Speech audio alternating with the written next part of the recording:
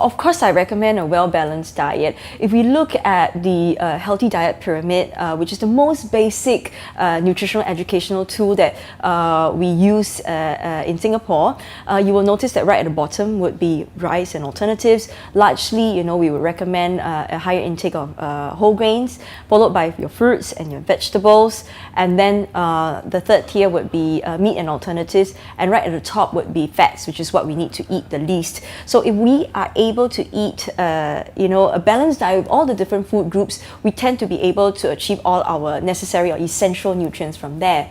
So calcium is largely found in the meat and alternative category. So we can get them from, milk items, dairy food items like low-fat cheese, low-fat yogurt, low-fat milk. So these will give us good sources of calcium.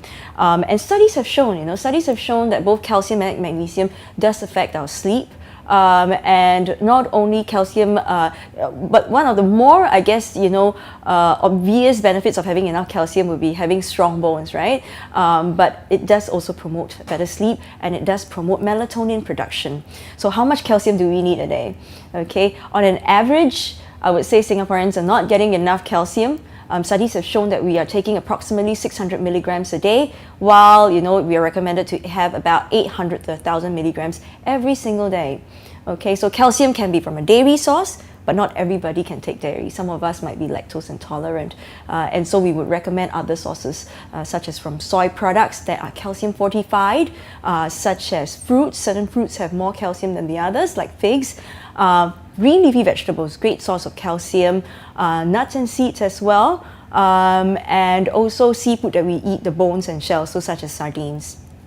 The body naturally produces melatonin, especially when it turns dark. So it's a natural clock that we have. When it turns dark, the body produces melatonin that will aid us, in sleep.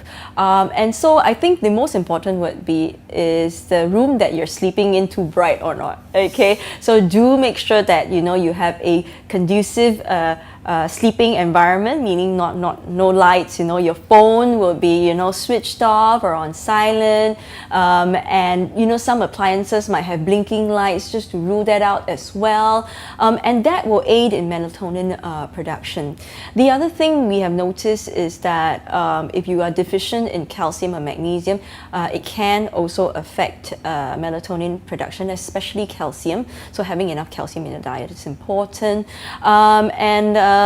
Last but not least, some of us might need to rely on a supplement. And I think people who travel frequently would have already noticed that, a little bit of melatonin, when they reach a country with a different time zone does help. So you can consider that as well.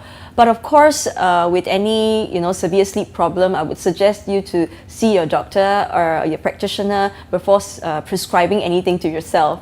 Yeah.